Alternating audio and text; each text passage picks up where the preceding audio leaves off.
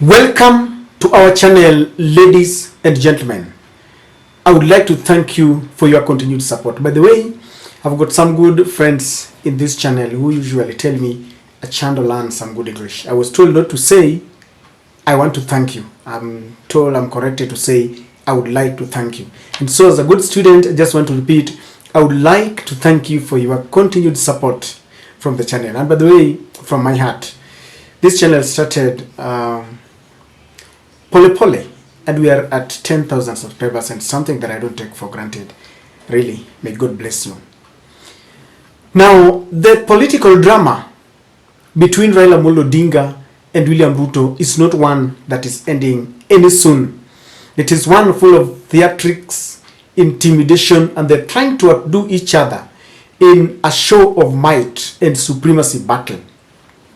Now, just 2 days after Raila Odinga attempted to expel those who have now been labeled ODM rebels, and they ran to the political parties dispute resolution court, they were back to Statehouse to meet the man who is at the center of the controversy and the man who led them to be expelled from ODM.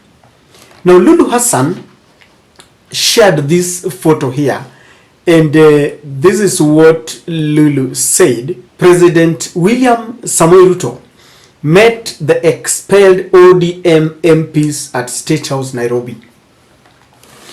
Ladies and gentlemen, when you kick out someone from your house and you tell them you going to stay with the person that you want to stay with, and then they run to the chief, and the chief tells you you cannot expel them, and then just 2 days later they are back to the neighbor's house where you really don't want them to be.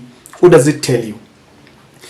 Now, I'll tell you that these rebel MPs have decided that the die is cast. Liwe liwalo.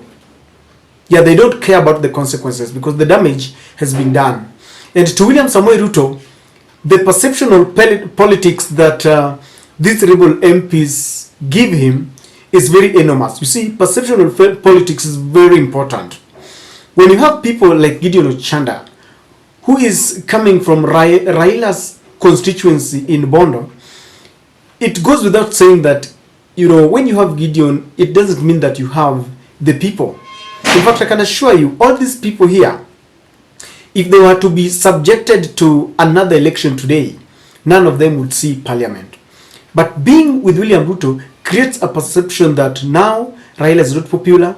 There are people who have started going against his political policies. And this is very, very, very wonderful. And William Ruto feels it wonderful to William Ruto. But what exactly does it mean politically? If you ask me, the ongoing talks in Bomas had an agenda of talking about respect to political parties. And Raila had timed to expel these rebels at the same time when they are talking about respect to political parties. And maybe he thought that the Kenya Kwanza would respect this agenda.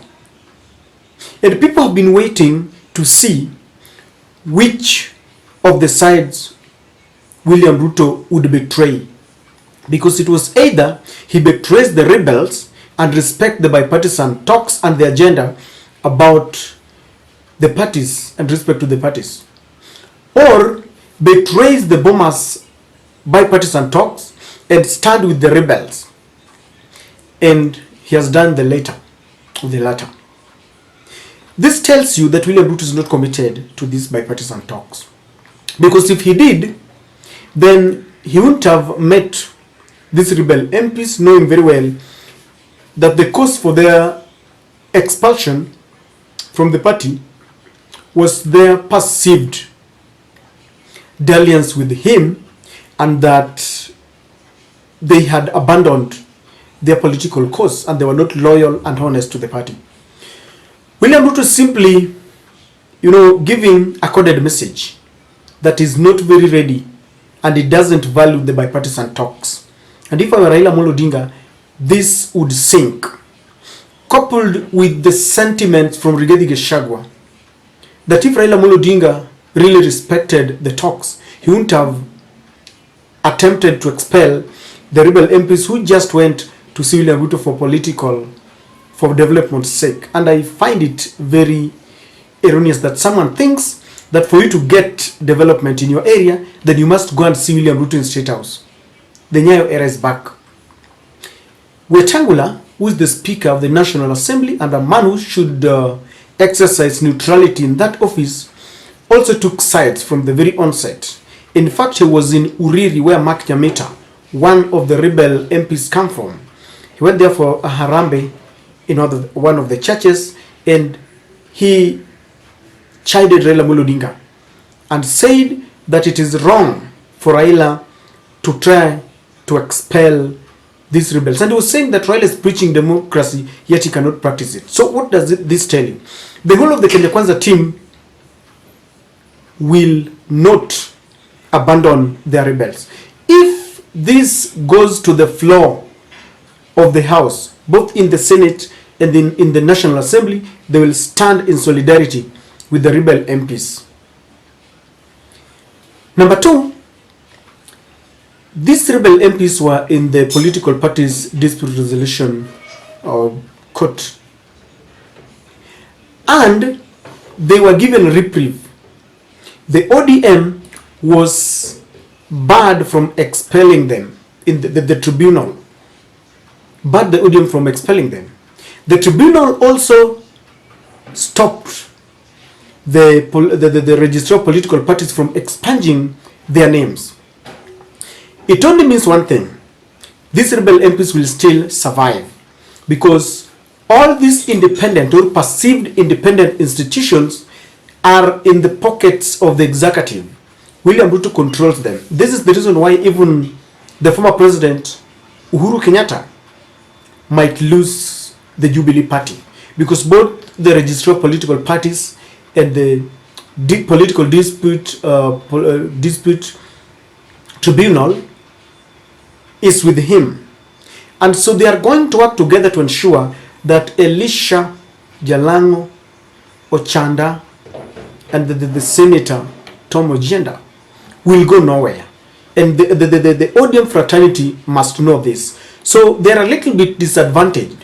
The ODM does not have the numbers in parliament, because some of the people, the members of parliament who were elected under Azimio, have now switched their allegiance to William Samoei Ruto. And so when they vote on any matter, even on this, it won't sell through. The speaker, as I've mentioned, is standing with the rebel MPs, and that will also happen in the Senate, because we have seen it before. Even if Raila would want to replace them in their several parliamentary committees, this won't happen, because number one, the political parties tribunal, dispute tribunal, also barred the ODM from, expelling them from their parliamentary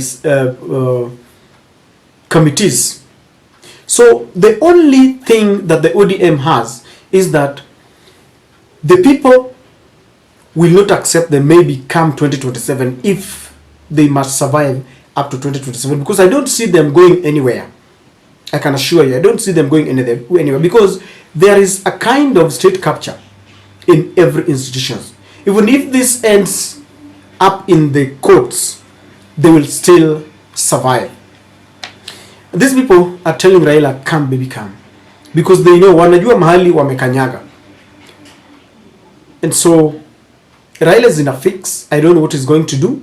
And if I were the ODM party or Raila or Azimio, I would walk away from the Bomas talks, start campaigns, and reorganize my team, look for like-minded people, because come 2027, William Ruto is going to have a rough time.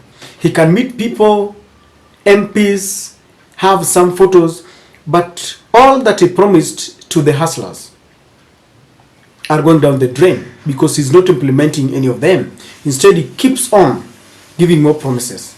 Taxes are really choking Kenyans. And William Ruto will have a rough time in 2027. So if Azimio,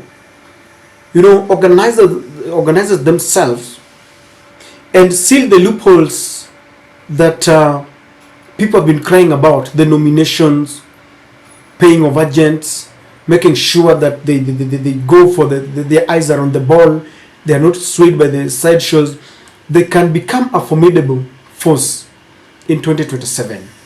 And so, ladies and gentlemen, these people are still saying they are inviting William Ruto to go and give them more developments in their regions. But I want to ask, what kind of development are they talking about? Because there are promises. In fact, let us just see if William Ruto would go back to Nyanza and we ask them, what are these developments that they're talking about?